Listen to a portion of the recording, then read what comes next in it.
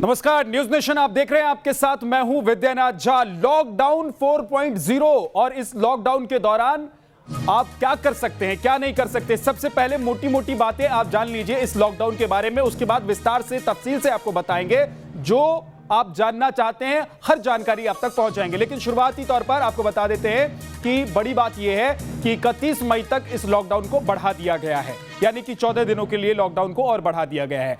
शाम 7 बजे से लेकर सुबह 7 बजे तक बाहर निकलने पर पाबंदी रहेगी, जैसे कि अभी तक रहती थी। बिना पास कहीं भी आने जाने की छूट नहीं होगी। आपको कहीं आना जाना है तो आप ये मत सोचिए कि लॉकडाउन 4 है तो आप आ सकते हैं, जा सकते हैं, आपको पास लेकर ही आना जाना होगा। सोमवार से सभी दुकानें शर्तों के साथ खुलेंगी। ये नई बात है इस लॉकडाउन के दौरान। सभी दुकानें खुलेंगी लेकिन शर्तों के साथ खुलेंगी। बस और जोन का फैसला राज्यों पर छोड़ दिया गया है, यानी कि बसें चलेंगी या नहीं चलेंगी और कौन सा जोन किस कैटेगरी में रखना है, यह फैसला राज्य सरकारें अब करेंगी। स्कूल, कॉलेज, मेट्रो और विमान सेवाएं बंद रहेंगी। होटल और रेस्टोरेंट भी बंद रहेंगी। ये बंद जो है इसमें 4.0 में भी जारी रहेगा। लेकिन इसमें एक नई बात यह है कि आप ऑर्डर करके खाना मंगवा सकते हैं रेस्टोरेंट से। धार्मिक और राजनीतिक आयोजन पूरी तरीके से इस पर पाबंदी लगी रहेगी, जैसा कि पहले से ही चला आ रहा है। तो ये तमाम बड़ी बातें इस लॉकडाउन को लेकर हैं।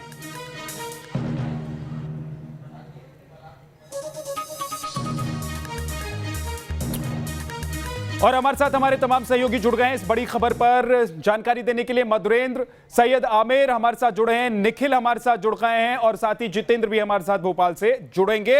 हम अलग अलग शहरों में चलेंगे, उनसे बात करेंगे, जानकारी लेंगे, पूछेंगे कि राज्य सरकारें क्या चाह रही हैं, राज्य सरकारें क्या कर रही हैं अलग अलग प्रदेशों में, और केंद्र सरकार की तरफ से तो जो ऐलान किया गया है वो हम आपको बता ही रहे हैं। लेकिन इसके अलावा बात यह भी कि दरअसल इस दौरान यानी कि 4.0 लॉकडाउन के दौरान क्या कुछ खुलने जा रहा है, क्या कुछ बंद होने जा रहा है, यह हम आपको बताएंगे।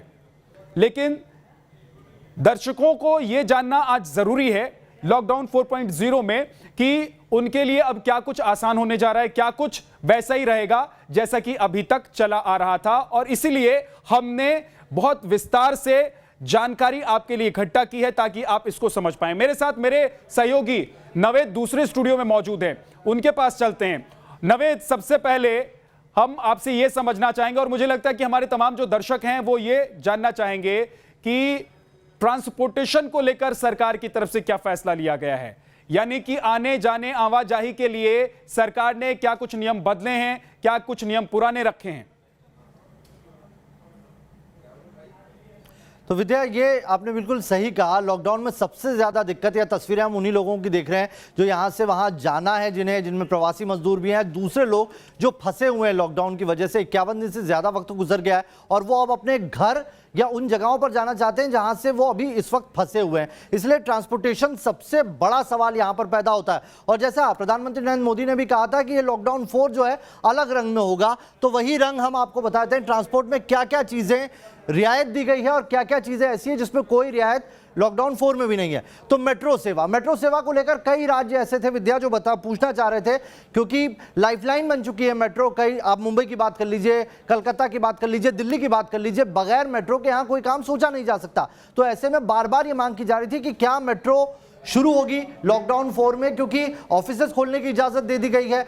साथ ही जो प्राइवेट फर्म्स हैं या कंपनियां हैं या ये कह सकते हैं उद्योग धंधे, उनमें भी कुछ रियायतों के साथ या कुछ शर्तों के साथ उन्हें खोलने की इजाजत दी है। तो ऐसे में मेट्रो सेवा शुरू होगी या नहीं, ये सबसे बड़ा सवाल था। लेकिन देखिए, लोगों को यहां पर निराशा हाथ लगेगी। इस लॉकडाउन 4 में भी मेट्रो नहीं खोली गई है और इसके पीछे वजह बिल्कुल साफ है, क्योंकि मेट्रो के अंदर अगर आप जाएंगे तो वहां पर सोशल डिस्टेंसिंग भंग होगी और इसीलिए इसमें भी यह फैसला लिया गया है कि मेट्रो बंद रहेगी। अंतर्राष्ट्रीय और घरेलू उड़ान, यह भी एक महत्वपूर्ण सवाल है। अंतर्राष्ट्रीय उड़ान तो इसलिए नहीं बंद है अभी भी क्योंकि अंतर्राष्ट्रीय उड़ानें वो थी जिसके जरिए कोरोना भारत तक पहुंचा था, और घरेलू उड़ान भी अभी नहीं खोली गई है। इन दोनों को लेकर यह कहा जा रहा था कि बाकायदा इसके लिए एक प्लान बनाया जा रहा है, कुछ जगहों पर उसे शुरू किया जा सकता है, लेकिन अभी इस पर भी कोई रियायत नहीं दी गई है। सामान्य ट्रेन भी बंद रहने वाली है, यानी कि आप गंतव्य के लिए इसका भी इस्तेमाल नहीं करेंगे।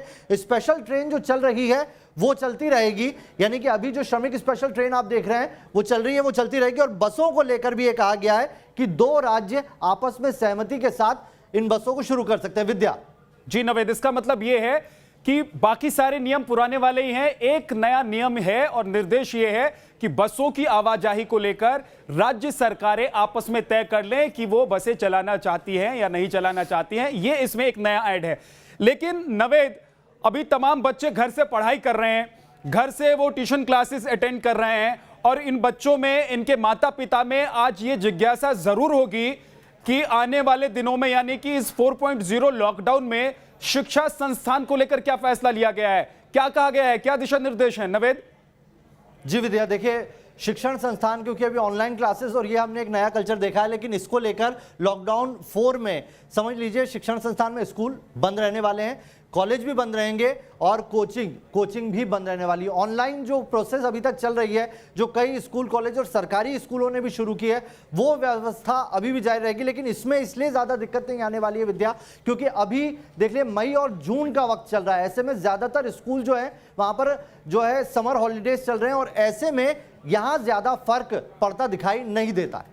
विद्या नवेद, बड़ी बात यह भी है कि अभी तक जो लॉकडाउन है यानी कि 3 लॉकडाउन के दौरान कम से कम आज तक लोग तरह तरह के ये ऑप्शन देख रहे थे कि एंटरटेनमेंट के लिए वो घर बैठे क्या करें, इंतजार कर रहे थे कि कब शॉपिंग मॉल्स या फिर एंटरटेनमेंट के लिए वो तमाम जगहें जहां पर लोग जाते थे, थोड़ी देर अपना वक्त बिता कर आते थे, उन जगहों पर आने जाने की इजाजत मिलेगी कि नहीं मिलेगी। तो अगर लोगों के एंटरटेनमेंट की बात करें तो सरकार ने क्या तय किया है इस लॉकडाउन में 4.0 में, बताइए जरा नवेद। जी विद्या, देखिए रियायतें तो कई सारी मांगी गई थी एंटरटेनमेंट को लेकर, न सिर्फ राज्यों ने बल्कि लोगों ने खुद ट्वीट करके पीएमओ, केंद्र सरकार, प्रधानमंत्री नरेंद्र मोदी को एंटरटेनमेंट में ये रियायतें होनी चाहिए, इसको लेकर कहा है। लेकिन क्या रियायतें दी गई है वो हम आपको दिखाते हैं। देखिए सिनेमाघर अभी भी बंद रहने वाले हैं, क्योंकि आप समझ सकते हैं सोशल डिस्टेंसिंग यहाँ पर नहीं रहेगी। अगर सिनेमाघर शुरू होते हैं तो यहाँ पर लोगों को निराशा हाथ लगेगी। अभी उन्हें फिल्मों के लिए सीधे या तो टीवी या फिर ओटीटी प्लेटफॉर्म, इसी पर उनको डिपेंड रहना पड़ेगा। मल्टीप्लेक्सेस भी बंद रहने वाले हैं, वो भी नहीं खुलेंगे। तो एंटरटेनमेंट के लिहाज से अगर आप रेस्टोरेंट जाना चाहते हैं तो वो भी नहीं खुल रहे। हाँ, एक रियायत यह है कि जो रेस्टोरेंट है अब वो होम डिलीवरी करना शुरू कर चुके हैं, तो आपको वहां से आप खाना मंगा के अपनी फैमिली के साथ बैठ के खाइए, यही आपका एंटरटेनमेंट है अभी। चलिए, तो सरकार ने कहा है कि अभी आप एंटरटेनमेंट के बारे में घर से बाहर निकल कर नहीं सोचें, यही है लबुलबाब नवेद। लेकिन यह भी बताइए कि सामाजिक गतिविधियां यानी कि सामाजिक तौर पर लोग अगर इकट्ठा होना चाहें, एक जगह बैठना चाहें, पार्क में जाना चाहें, कैसे ऐसी जगह पर जाकर जहां पर लोग ऐसा अमूमन इस लॉकडाउन से पहले बैठते थे, आते थे, जाते थे, उन जगहों को लेकर, मंदिर मस्जिद, इन जगहों को लेकर क्या कहा गया है? देखिए विद्या, बिल्कुल क्लियर लोगों को समझना होगा कि लॉकडाउन 4 में भी वो रियायतें उन्हें नहीं मिल रही हैं। उसके पीछे सीधी सी वजह यह है क्योंकि आंकड़े बहुत डराने वाले हैं। 80,000 से ज्यादा संक्रमित हो चुके हैं और लगातार मामले बढ़ते जा रहे हैं। पिछले 24 घंटे में 5,000 से ज्यादा केसेस आए। तो आप समझ सकते हैं कि सिचुएशन जैसे हम लॉकडाउन में ढील दे रहे हैं ना, बिगड़ती जा रही है। इसीलिए हमें बहुत संयम रखना होगा। सरकार रियायतें हमारे लिए ही दे रही है, तो हमें भी उसे बहुत सहज होकर संभालना होगा। जो सामाजिक गतिविधियां, धार्मिक स्थल जैसे हमने लॉकडाउन 1, 2 और 3 में देखा, वैसे ही बंद रहने वाले हैं 4 में भी। धार्मिक आयोजन करने की भी इजाजत नहीं होगी, राजनीतिक आयोजन की भी कोई इजाजत नहीं होगी। शादी को लेकर एक एडवाइजरी जरूर जारी की गई है कि 50 लोग शामिल हो सकते हैं और शादी की जा सकती है, लेकिन वहां पर भी आपको सोशल डिस्टेंसिंग का पालन जरूर करना होगा विद्या। यानी कि जिन लोगों की शादी पहले से फिक्स है, तारीख पहले से तय है, उन लोगों के लिए थोड़ी राहत की खबर यह है कि 50 लोग इकट्ठा हो सकते हैं, लेकिन उसमें भी निगरानी होगी। यानी कि स्थानीय प्रशासन जो है वो उस पर निगरानी रखेगा और देखेगा कि कहीं नियम कायदों को ताक पर रखकर कहीं शादी तो नहीं कराई जा रही है, और अगर ऐसा हुआ तो कानूनी एक्शन लिया जाएगा। अब एक और नई बात नवेद, अभी तक जो लोग सोचते थे लॉकडाउन से पहले कि छुट्टी मिल जाए, परिवार के साथ वक्त बिता लें या फिर कहीं घूमने चले जाएं, उसके लिए छुट्टी मिल जाए, जब लॉकडाउन शुरू हुआ तो लोगों को छुट्टी मिली और अभी तक छुट्टी पर है बहुत सारे लोग। तो दफ्तर को लेकर क्या कुछ कहा गया है? अब लोग ऊब चुके हैं, ऐसा लगता है घर में बैठे बैठे। वो चाहते हैं कि दफ्तर जाने का उन्हें मौका मिले, वो सड़क पर निकल पाएं, अपनी गाड़ियों से दफ्तर तक पहुंचे, पुरानी रूटीन में वापस आ पाएं। सरकार ने क्या कहा है जरा बताइए दर्शकों को। विद्या दफ्तरों को लेकर ये आपने बहुत सही बात की कि लोग अब दफ्तर जाना चाहते हैं। उसके पीछे कई सारी वजह हैं। हमें अपनी इकोनॉमी भी सेट करनी है और उन दफ्तरों से जो कामकाज होता है उसे वापस से पटरी पर भी लाना है। दफ्तरों को लेकर जो गाइडलाइन आई है वो भी हम आपको बताते हैं। लॉकडाउन 4 में तमाम सरकारी जो दफ्तर हैं, जिसमें केंद्र के जितने भी दफ्तर हैं, उन्हें खोलने की इजाजत दे दी गई है।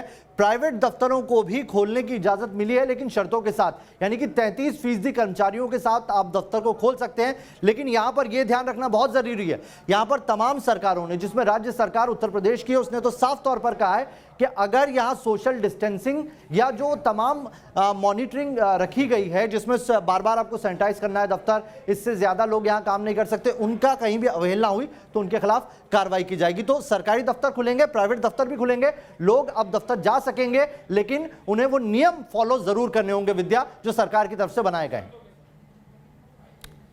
जी, तो ये तमाम बातें जो नवेद आप बता रहे हैं, ये तमाम हमारे दर्शक जो इस वक्त टेलीविजन देख रहे हैं वो जानना चाह रहे होंगे, और लोग इंतजार कर रहे थे बेसब्री से इस बात का कि आज जब दिशा निर्देशों की पूरी फहरिस्त आएगी तो उसमें क्या कुछ करने का मौका मिलेगा, कहां आने जाने का मौका मिलेगा। कुछ और बड़ी बातें नवेद जो आज हमारे दर्शकों के लिए जानना जरूरी है। जी, वो बड़ी बातें जो हैं उन पर एक नजर डाल लेते हैं। एक बार जल्दी से हम आपको बताते हैं कौन कौन सी चीजें बंद रहने वाली और कौन कौन सी चीजें खुलने वाली। तो लॉकडाउन 4 में स्कूल, आपके बच्चे नहीं जाएंगे, स्कूल बंद रहने वाले हैं। कॉलेज भी बंद रहने वाले हैं, यानी कि जो पढ़ाई व्यवस्था अभी आपकी ऑनलाइन चल रही है वही चालू रहेगी। मॉल आप नहीं जा पाएंगे, एंटरटेनमेंट के लिए आपको मॉल अभी नहीं जा सकते आप। होटल भी बंद रहने वाले हैं। लॉकडाउन 4 में होटल में भी कोई रियायत नहीं दी गई है। मेट्रो सेवाएं भी बंद रहेगी लॉकडाउन 4 में, यानी कि 31 मई तक आप ना मॉल जा सकेंगे और ना ही जिम का इस्तेमाल कर सकेंगे। जिम भी बंद रहने वाली है। ट्रेन बंद रहेगी, जो स्पेशल ट्रेन चल रही है बस वही चलती रहेगी। इसके अलावा हवाई सेवा, यानी कि इंटरनेशनल फ्लाइट्स और घरेलू फ्लाइट्स दोनों बंद रहेंगी। धार्मिक स्थल बंद रहेंगे, यानी कि मंदिर, मस्जिद, गुरुद्वारा, कहीं पर जाने की इजाजत नहीं है आपको। राजनीतिक आयोजन, रैली या दूसरा धरना प्रदर्शन, किसी की इजाजत नहीं है। सामाजिक आयोजन पूरी तरीके से बंद है। आप कोई सामाजिक आयोजन नहीं कर सकते जिससे सोशल डिस्टेंसिंग भंग होती है। यानी कि सीधे सीधे आपको समझना होगा कि लॉकडाउन 4 जो है उसमें भी आपको सारे नियम मानने पड़ेंगे जो कोरोना से बचने के लिए जरूरी है। विद्या, ठीक है नवेद, बहुत बहुत शुक्रिया नवेद, बहुत तफसील से आपने जानकारी दी। मुझे लगता है हमारे दर्शक अब ये समझ चुके होंगे कि लॉकडाउन 4 के दौरान उन्हें क्या करना है, क्या नहीं करना है। लेकिन हमारे साथ हमारे तमाम सहयोगी अलग अलग शहरों से जुड़े हुए हैं। मधुरेंद्र हमारे साथ दिल्ली से जुड़े हुए हैं, सैयद आमिर भी हमारे साथ दिल्ली से जुड़े हुए हैं, श्वेता मुंबई से, निखिल हमारे साथ लखनऊ से और जितेंद्र भोपाल से।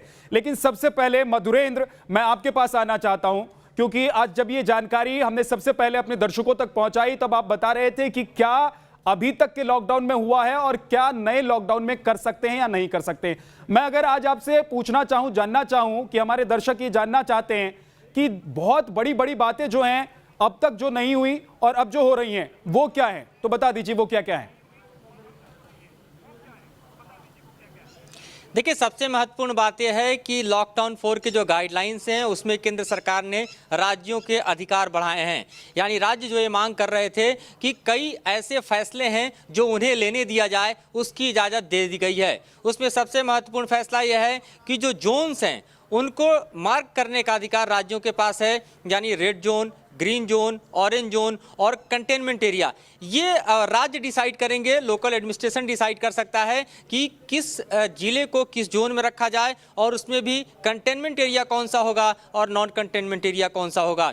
दूसरी महत्वपूर्ण बात यह है कि राज्य अब अपने स्थितियों को देखते हुए तमाम शहरों में दुकानों को खोलने की इजाज़त दे सकते हैं। दुकान किस तरह से खुलेंगे इसके नॉर्म्स इस गाइडलाइन में साफ साफ लिखे गए हैं कि 5 से ज़्यादा लोग नहीं होंगे और कितने मीटर यानी सोशल डिस्टेंसिंग को मेंटेन करते हुए आपको दुकान खोलने की इजाज़त होगी।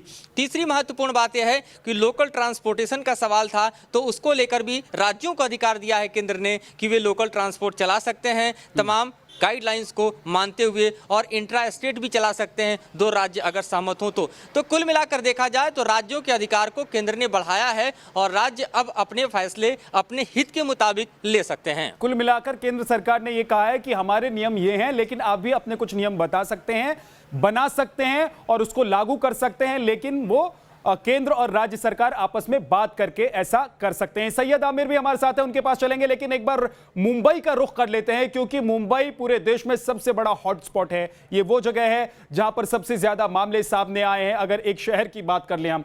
श्वेता, महाराष्ट्र सरकार क्या सोच रही है? क्योंकि महाराष्ट्र सरकार ने तो पहले ऐलान कर दिया कि वो 31 मई तक इस लॉकडाउन को ले जा रहे हैं। तो क्या महाराष्ट्र सरकार ने अपनी तरफ से कुछ नियम कायदे बनाए हैं इस लॉकडाउन के लिए, या केंद्र सरकार ने जो नियम कायदे बनाए हैं उन्हीं के साथ वो चलने वाली है?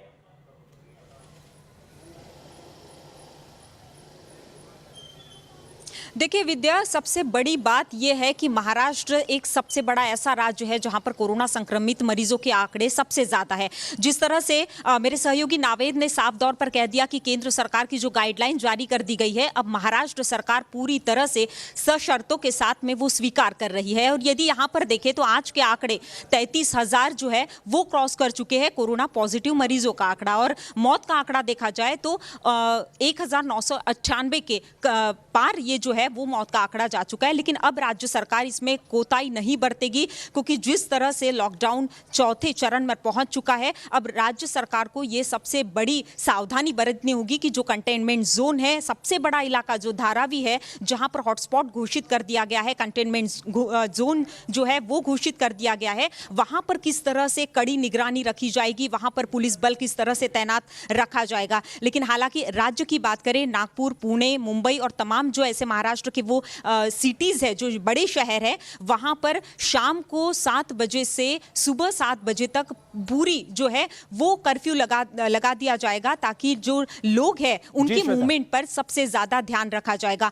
राज्य सरकार ने, यदि महाराष्ट्र राज्य सरकार की बात करें विद्या, तो राज्य सरकार ने केंद्र सरकार से ये मांग की थी कि कहीं ना कहीं IPL का मुद्दा था, तो स्पोर्ट्स क्लब है या बड़े स्टेडियम खोल दिए जाए, और इसी के साथ में सबअब की जो रेल है वो सेवा की सुविधा जो है वो लोगों को दे दी जाए। लेकिन केंद्र सरकार ने स्टेडियम्स और स्पोर्ट्स क्लब को जो है वो मंजूरी दे दी है कि कहीं ना कहीं वहां पर दर्शक मौजूद नहीं रहेंगे। लेकिन ये भी कहा गया है उसमें श्वेता कि भीड़ नहीं इकट्ठा कर सकते, यानी कि पब्लिक के लिए आप उसको नहीं खोल सकते। अगर खिलाड़ी चाहते हैं वहां पर जाकर प्रैक्टिस करना चाहते हैं, आपस में गेम खेलना चाहते हैं, तो वो खेल सकते हैं, लेकिन उसमें भी ये ध्यान रखना होगा कि सोशल डिस्टेंसिंग का वो पालन करें। बाहर से बड़ी तादाद में, बड़ी संख्या में लोग अंदर नहीं जा सकते, यानी कि भीड़ अंदर नहीं जा सकती है। लखनऊ चलते हैं, निखिल शर्मा हमारे साथ हैं। निखिल, उत्तर प्रदेश सरकार की शुरुआती दौर में खूब तारीफ हुई, योगी आदित्यनाथ की तारीफ हुई कि उन्होंने लॉकडाउन के दौरान जिस तरह से सख्तियां और नियम कायदों का पालन करवाया। लेकिन अभी पिछले कुछ वक्त से जो तस्वीर हम देख रहे हैं वो उत्तर प्रदेश की तस्वीरें बहुत अच्छी लगी नहीं, क्योंकि मजदूरों की जो भीड़ है वो उत्तर प्रदेश होते हुए दूसरे राज्यों में, उत्तर प्रदेश में, अलग अलग शहरों से उत्तर प्रदेश में भीड़ पहुंच रही है। और सबसे बड़ी टेंशन ये सरकारों के लिए अब हो गई है, क्योंकि केंद्र सरकार ने कहा है कि आप तय कर लीजिए कि बस चलाएंगे, लोगों को लाएंगे, ले जाएंगे। उत्तर प्रदेश सरकार क्या कह रही है और क्या सोच रही है? देखिए, उत्तर प्रदेश में इतना आसान नहीं है परिवहन को चला पाना, खास करके दूसरे स्टेट्स के लिए।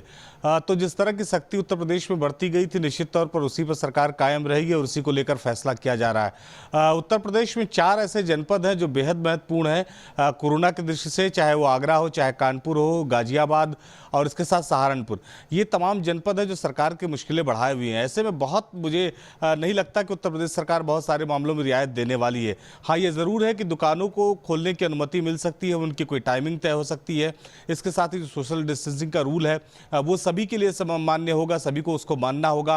उत्तर प्रदेश चूंकि राजधानी है लखनऊ, ऐसे में लखनऊ की अगर हम बात करें तो लखनऊ में भी 200 से अधिक मरीज हैं। ऐसे में लखनऊ में भी कोई खास रियायत मिलती हुई नहीं दिख रही है। जो रेड जोन है वहाँ पर पहले की तरह सख्ती मुझे लगता है कि जो है वो सरकार बरकरार रखेगी। ग्रीन जोन में थोड़ा और ज़्यादा छूट मिलने की कोशिश हो सकती है कि जो इंटर जनपद जो तमाम परिवहन की बसें हैं वो बिल्कुल सुचारू रूप से चले, उसमें कोई दिक्कत ना हो। इसके साथ ऑरेंज जोन में भी थोड़ी रियायत मिल सकती है, पर रेड जोन को लेकर सरकार की सख्ती बरकरार रहेगी। और सबसे बड़ी मुसीबत सरकार के लिए है जो प्रवासी मजदूर आ रहे हैं, उनकी संख्या इतनी ज़्यादा, उनकी तादाद इतनी ज़्यादा है कि बहुत मुश्किल है। और ये आने वाला सिलसिला लगातार चल रहा है। आज ही अगर लखनऊ की हम बात कर लें तो लखनऊ में महज जो एक्सप्रेस वे से आने वाले लोग हैं उनकी तादाद 5500 के आसपास है, यानी 5500 जो है वो श्रमिक एक तरफ से आए हैं। तो उत्तर राजधानी में लगभग 10,000 से ऊपर श्रमिक पहुंचे होंगे। तो ये एक बड़ा चैलेंज चैलेंज है इन श्रमिकों को यहाँ से ले जाना, इनके जिले तक पहुँचाना, फिर इनको क्वारंटाइन करना, फिर इनके क्वारंटाइन का रिजल्ट देखना। तो ये एक बड़ी मुसीबत हुई है। उत्तर प्रदेश के तमाम राज्यों, तमाम जनपदों में बहुत सारे प्रवासी मजदूर आए हैं, जो श्रमिक आए हैं, उनको में कोरोना पॉजिटिव मिला है। तो इसलिए सरकार बेहद सतर्क है।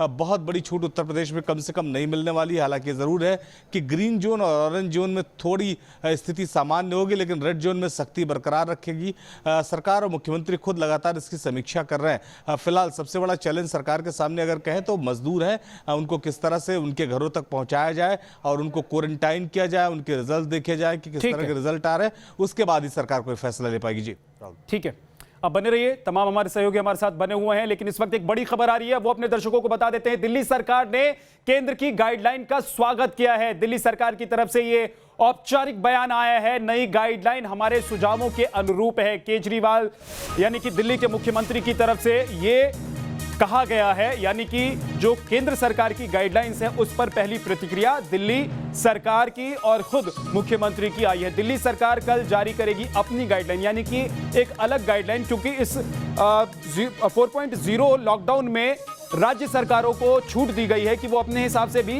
कुछ नियम कायदे और गाइडलाइंस जारी कर सकते हैं। हमारे सहयोगी सैयद आमिर हुसैन हमारे साथ जुड़े हुए हैं। केंद्र सरकार की गाइडलाइंस और दिल्ली सरकार की गाइडलाइंस में क्या अंतर हो सकता है? दिल्ली सरकार क्या क्या ऐसी चीजें हैं जो चाहती हैं हो दिल्ली में, और केंद्र सरकार ने उसको लेकर छूट नहीं दी है या वो करने की इजाजत नहीं दी है? सैयद आमिर। देखिए, दिल्ली सरकार ने पहले ही ये मांग की थी, आपको बता दें कि उन्होंने ये साफ तौर पे कहा था कि जो हॉट स्पॉट्स और कंटेनमेंट जोन्स हैं उनके अलावा दिल्ली में दूसरी गतिविधियां जो हैं उसको सुचारू रूप से चलाया जाए। मोटे मोटे तौर पे इसे समझा जा सकता है कि दिल्ली में जो हॉट स्पॉट, जो संक्रमित एरिया सबसे ज़्यादा है, उसको, उसके अलावा दूसरे इलाकों को जो है वहाँ पर सोशल एक्टिविटीज़ और जो व्यापारिक एक्टिविटीज़ है उसको शुरू किया जाए। लेकिन शर्त चूंकि साफ तौर पे केंद्र सरकार की ये है कि वहाँ पर सोशल डिस्टेंसिंग होनी चाहिए और जो गाइडलाइन हेल्थ मिनिस्ट्री की है उसको फॉलो करना चाहिए। ये आपने देखा कि इस बार के लॉकडाउन में जो बदलाव किया गया है वो ये कि राज्य सरकारों के ऊपर ये रख दिया गया है, उनको एक अधिकार दे दिया गया है कि वो अपने एरिया में क्या शुरू कर सकते हैं और किस एरिया को वो कंटेनमेंट जोन या रेड जोन, ग्रीन जोन और ऑरेंज जोन में रखेंगे। तो ये जो गाइडलाइन है उसके आधार पर उनको केंद्र सरकार की गाइडलाइन के आधार को मानना पड़ेगा। लेकिन जो दिल्ली में तमाम ऐसे इलाके हैं जहां पर गतिविधियां शुरू करने की मांग है, उसको लेकर के कल जो है दिल्ली सरकार जो है पूरा अपना एक गाइडलाइन जारी करेगी, खासतौर पर दिल्ली वासियों के लिए कि कहां कहां पर खुलने की तैयारी है। दुकानें खोली जाएंगी, लेकिन दुकानें किस आधार पर खोली जाएंगी, सोशल डिस्टेंसिंग का पालन किया जाएगा, 5 से ज्यादा लोग वहां पे मौजूद नहीं रहेंगे। क्योंकि दिल्ली सरकार की तरफ से ये मांग पहले ही केंद्र सरकार से की गई थी कि आप तमाम दुकानों और मॉल्स में जो दुकानें हैं उनको खोलने की इजाजत दीजिए, भले ही उसके लिए एक नियम बना दीजिए कि ऑल्टरनेट डेज में हम ऑड इवन करके, जैसा कि पहले गाड़ियां चलाई गई थी उसी तरीके से दुकानों को खोलने का रास्ता बनाने की कोशिश की गई थी। तो संभवतः कल जो दिल्ली सरकार की गाइडलाइंस आएगी उसमें कुछ इस तरह की बातें देखने को मिल सकती हैं। हम भोपाल का रुख करते हैं, जितेंद्र हमारे साथ जुड़े हुए हैं, हमारे सहयोगी। जितेंद्र, मध्य प्रदेश की सरकार और केंद्र सरकार, क्या ये दोनों आपस में अलग अलग कुछ चीजें चाहते हैं? केंद्र सरकार ने तो अपना आदेश जारी कर दिया है, निर्देश और जो नियम कायदे हैं उसकी लिस्ट भेज दी है तमाम राज्यों को। अब मध्य प्रदेश सरकार कल से क्या करने जा रही है? बिल्कुल, देखिए विद्या जी, अगर बात की जाए मध्य प्रदेश की सरकार की, तो मध्य प्रदेश की सरकार ने पहले से इन तमाम चीज़ों की तैयारी करके रखी थी, क्योंकि सरकार को ये अंदेशा जरूर था कि 4.0 यानी लॉकडाउन बढ़ने वाला है। इसके पहले ही कलेक्टरों को पहले ही जो मीटिंग्स थी वो ली गई थी और ये कहा गया था कि वे अपनी डिटेल्स बनाकर राज्य सरकार को दे, यानी कि मध्य प्रदेश की सरकार को दे, ताकि उस चीज़ को वो केंद्र पर सके और वहाँ से जो गाइडलाइन बनकर आएगी उसके बाद राज्य सरकार पालन करें। देखिए, यहाँ पर ये कहा जा रहा है क्योंकि मध्य प्रदेश के अंदर, मध्य प्रदेश वो राज्य है जहाँ पर महाराष्ट्र के चाहे मजदूरों की बात की जाए, तमाम लोगों की बात की जाए, अगर कोई भी व्यक्ति उत्तर प्रदेश जाना चाहेगा, दिल्ली जाना चाहेगा या बिहार जाना चाहेगा तो उसको मध्य प्रदेश की सीमा के अंदर से ही होकर जाना पड़ेगा। तो ऐसे में मध्य प्रदेश की सरकार के पास सबसे बड़ा चैलेंज है वो ये है कि ग्रामीण इलाकों को सुरक्षित रखना, मध्य प्रदेश के जो शहरी क्षेत्र हैं उन्हें सुरक्षित रखना, इसके अलावा उन मजदूरों को बॉर्डर तक पहुंचाना। हालांकि मध्य प्रदेश की सरकार ने बसें जरूर चालू करी हैं ताकि मजदूर अपनी बॉर्डर तक पहुंच सके, लेकिन देखिए 4.0 की बात की जाए तो यहाँ पर जो नई गाइडलाइन है उसके आधार पर मध्य प्रदेश की सरकार ने रेड जोन के इलाकों के लिए भी कई नियम बनाए हैं, जिसके चलते रेड जोन के जो इलाके बने हुए हैं जो रेड जोन है, जैसे कि भोपाल की बात की जाए तो यहाँ पर बफर जोन को आगे बढ़ाया जाएगा। जो रेड जोन है उनके अंदर के कंटेनमेंट एरिया को छोड़कर बाहर की जो दुकानें हैं उन्हें खोलने की तैयारी यहाँ पर की जा रही है। और जो ऑरेंज जोन बनाए गए थे, ऑरेंज जोन में ये देखा जाएगा कि कितने मरीज जो है वो कम हुए हैं और पिछले कितने दिनों से नहीं आए हैं। लेकिन केंद्र सरकार ने यह भी कह दिया जितेंद्र कि जो राज्य सरकारें हैं वो अपने हिसाब से अलग अलग जोन को भी तय कर सकते हैं, वहां के नियम कायदे क्या हों वो भी राज्य सरकारें तय कर सकती हैं, और किन इलाकों में किस तरह की गतिविधि को हाँ कहना है, किसको ना कहना है, किसको कम चलाना है, किसको ज्यादा आगे बढ़ाना है, वो भी राज्य सरकारें तय कर सकती हैं। क्योंकि अब जो लॉकडाउन है इसमें भारत को यानी कि हमारे देश को आगे भी बढ़ाना है और दूसरी तरफ कोरोना से भी हम लोगों को लड़ना है, अपने आप को बचाना है। बहुत बहुत शुक्रिया आप तमाम सहयोगियों का हमारे साथ जुड़ने के लिए।